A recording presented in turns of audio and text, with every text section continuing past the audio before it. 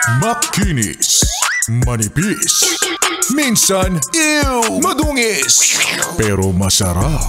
Mwah! I-kiss. Sexy time na. Sexy Mega!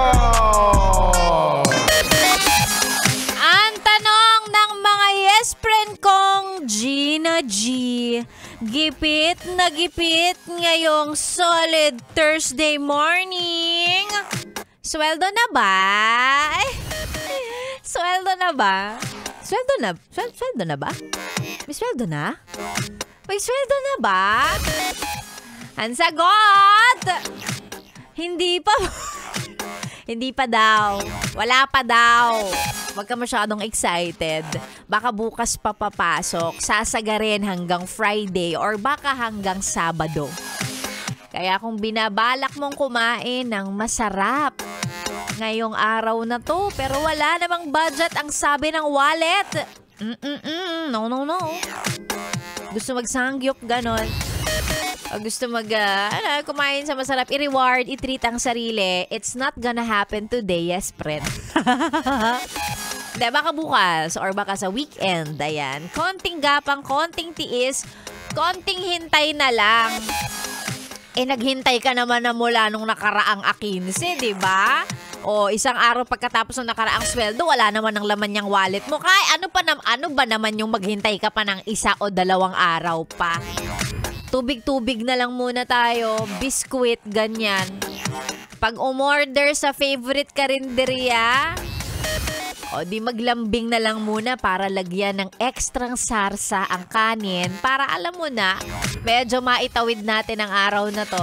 And syempre, alam ko yan, para sa talagang mga mahigpit ang budget, mga hindi nag-breakfast, oo, tingnan mo kaya ganitong oras namumutla na, nahihilo sa gutom. I know the feeling, sige lang, konting tiis pa. Wala pa nag-check din ako. Dinadamayan kita, ikaw na walang laman ng wallet. Di bale, konti na lang mga yes friend. Opo, and speaking of, ibig sabihin yan, di ba, pag naghihintay tayo ng katapusan, almost tapos na rin ang buwan, di ba? Ang bilis, alam mo nung isang araw lang pinag-uusapan namin sa bahay, sabi ko parang parang dumaan lang din talaga yung August.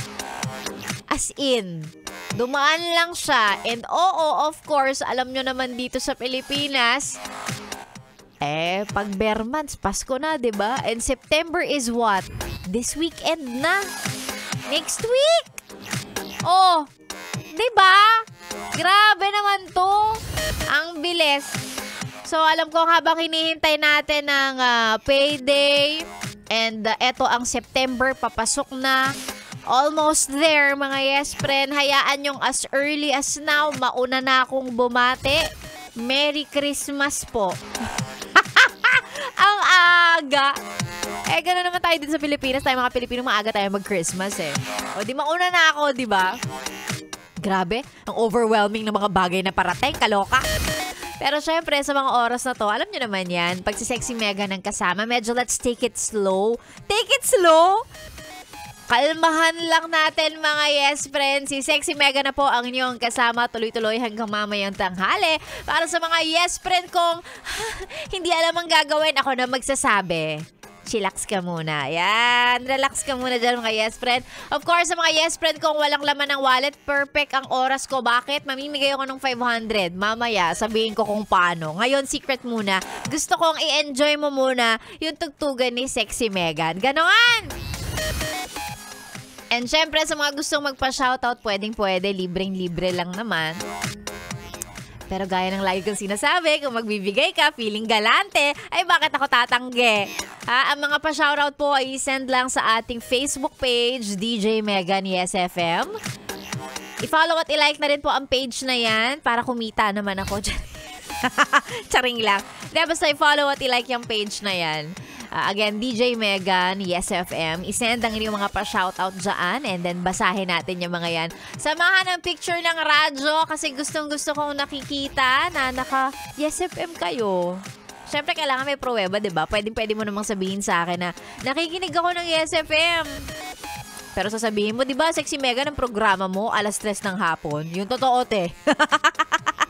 Ay nako, tayo na po magkakasama sa mga oras na to hanggang mamayang tanghali. Again, ang mga pa-shoutout isend sa ating Facebook page, DJ Megan, Yes FM. Basahin natin yan maya-maya. Ikaw ay nakatune in sa stasyong masarap pakinggan habang nagre-relax ka dyan. Mamaya mamimigay ako ng 500 pesos kaya huwag kang maglilipat kasi kapag naglipat ka, hindi mo malaman kung paano ko ipamimigay. Sayang naman. Sexy Megan po ang niyong kasama dito lang sa 101.1. Yes! FM. Tuloy-tuloy muna. Balik muna tayo sa mga tugtugang pamparelax at mapapakanta ka. Kung panahon mo to, hindi na kita i-judge. Hindi na kita i-judge. Oo. Kasi kahit ako, hindi ko to panahon pero kayang-kaya kong sabayan. Here's KZ Tandingan at ang kaniyang version ng Two Less Lonely People in the World. Oh, an Air Supply original mga Yes Friends. Sabayan mo yan dito lang sa 101.1 Yes FM. Solid!